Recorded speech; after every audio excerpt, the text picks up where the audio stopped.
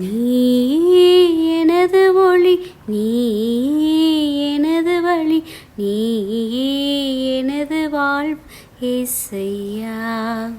நீ எனது ஒளி, நீ எனது வழி, நீ எனது வாழ்வு இயேசையா.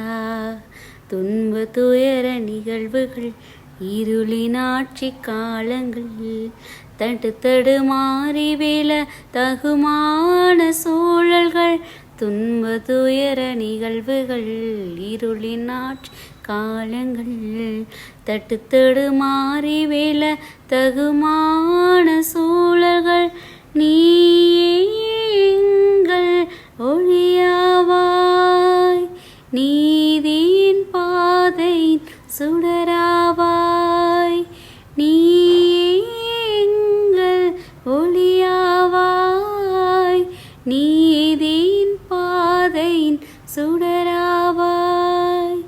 உம்மை நாங்கள் போற்றிட, பொய்மை போக்கிட, உண்மையின் நிறைவா உணர்தருள் தார். நீயே எனது ஒளி, நீயே எனது வழி, நீயே எனது வாழ்வு இயேசையா. ஹாய் குட்டீஸ், எல்லாரும் எப்படி இருக்கிறீங்க? நல்லா இருக்கீங்களா?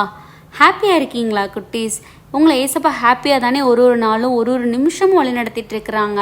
அப்படிப்பட்ட ஸ்டேட்மெண்ட்டை நீங்கள் அக்செப்ட் பண்ணிக்கிறீங்களா? ஏசப்பா என்னை ஹாப்பியாக தான் வச்சுருக்காங்க, அதுவும் ஒரு நிமிஷமும் என்னை அவர் பார்த்து வழி நடத்திட்டு இருக்கிறாங்க அப்படிங்கிற ஸ்டேட்மெண்ட்டை நீங்கள் அக்செப்ட் பண்ணிக்கிறீங்களா குட்டீஸ்? கண்டிப்பாக நம்ம யாராலையும் அதை மறுக்கவே முடியாது. ஏன்னா நம்ம இந்த நொடிப்பொழுது வரையிலும் இந்த உலகத்தில் இருந்துகிட்ருக்குறோம். இந்த நொடிப்பொழுது வரையிலும் நம்ம நினைப்பதற்கும் மேலாக நம்மளுடைய வாழ்க்கை நிறைய விஷயங்கள் நடந்துட்டு இருக்குது அப்படின்னா அது அவருடைய உடனிருப்பினால மட்டும்தான் குட்டீஸ். நல்லா புரிஞ்சுக்கோங்க, அது அவருடைய உடனிருப்பினால தான். நம்ம இப்போ கஷ்டப்படுறோம், நம்ம இப்போ சோர்வில் இருக்கோம், கண்ணீர் விடுறோம் அப்படின்னா நம்ம அதுக்கு ஏசப்பா தான் காரணம்னு நம்ம சொல்லவே முடியாது. அவருடைய உடனிருப்பு இருக்கிறனால தான் அவ்வளோ பிரச்சனைகளையும் அவ்வளோ போராட்டங்கள்லையும் கூட இப்பையும் நமக்கு நம்மளுடைய இருதயத்திற்கு தெரியுது, நமக்கு இதிலிருந்து விடுதலை கொடுக்கணும்னா நம்ம ஏசப்பாவால் தான் முடியும், அவருடைய வார்த்தைகளால் தான் முடியும். அவர் தான் நமக்கு இதிலிருந்து சொல்யூஷன் தர முடியுங்கிறது நம்ம நல்லாவே தெரிஞ்சனால தான் இந்த நேரத்தில் ஏசப்பாவுடைய வார்த்தைக்கு நம்ம செவி கொடுத்துட்ருக்குறோம், அவருடைய பாடல்களை பாடிட்டுருக்குறோம். அப்படி தானே குட்டீஸ்? உண்மையிலே பார்த்தீங்கன்னா நம்ம ஒரு சோர்வில் இருக்கோம், நம்ம ஒரு போராட்டத்தில் இருக்கோம், கண்ணீரில் இருக்கோம்னா பல பேர் அதுக்கு ஆறுதல் சொல்லுவாங்க, பல பேர் அதுக்காக வேண்டிக் கொள்ளுவாங்க.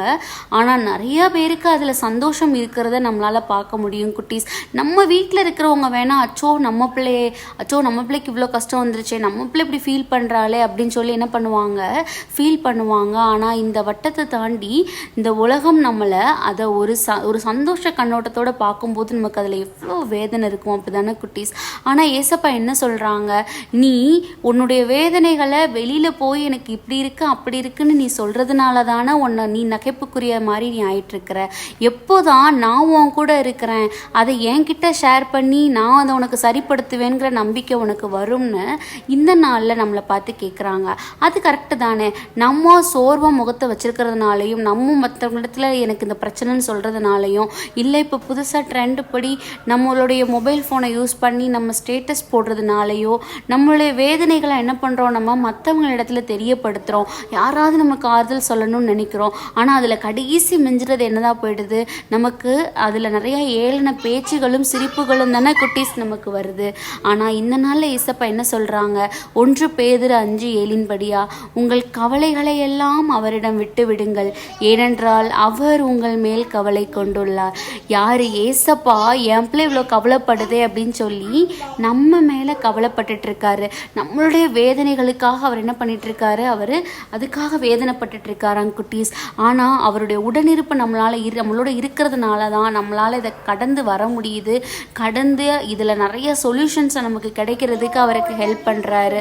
ஸோ இனிமேலாவது நமக்கு ஒரு சோர்வு வருது அப்படின்னா அந்த நேரத்தில் நம்ம ஏசப்பாவை முதலாவதாக தேடணும். எல்லா நேரங்களிலும் அவர் நம்ம கூட இருந்தாலும் கூட, எல்லா நேரங்களையும் நம்ம அவரை நினைக்காம இந்த உலகப்புறமாக ஓடினாலும் கூட, அட்லீஸ்ட் நமக்கு கவலை வர்ற நேரமாக முதலாவது நம்ம ஏசப்பாவை தேடணும். ஏன் அப்படின்னா அப்போ தான் அவருடைய உண்மையான அன்பு. ஏன்னா நம்ம சோர்வில் இருக்கும்போது நம்ம கூட இருக்கவங்களாம் நம்மளை விட்டுட்டு போயிடுவாங்க.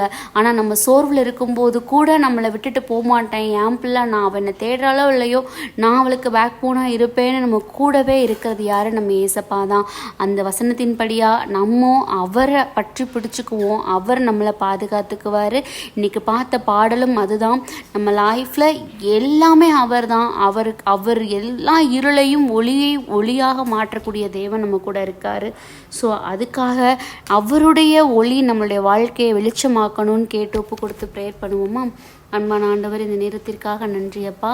தகப்பனே, நீங்கள் தான் எங்கள் வாழ்க்கைக்கு ஒளியாக வெளிச்சமாக இருக்கீங்க, எங்களை வழி நடத்துகிறீங்க. உங்களுடைய கரங்களில் இந்த வாழ்க்கையை ஒப்பு கொடுக்குறோம். நாங்கள் எந்த பாதையில் எப்படி நடக்கணுங்கிறத எங்களுக்கு கற்றுக் கொடுங்க. ஆமீன்.